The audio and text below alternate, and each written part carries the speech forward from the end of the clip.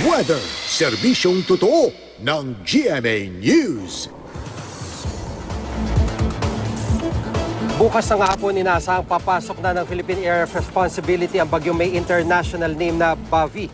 Namata nito sa layang 1,645 kilometers sa silangan ng Bicol Region.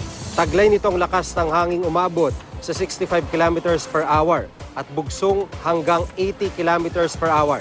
Inaasahang kikilos ito pakanluran sa bilis na 20 kilometers per hour.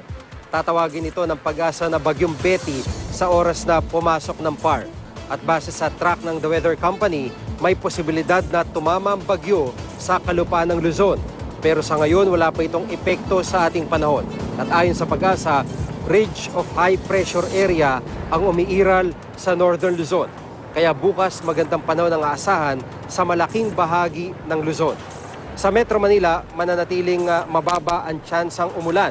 Sa Visayas, mahinang ulan ang posibleng maranasan sa eastern section bukas ng umaga.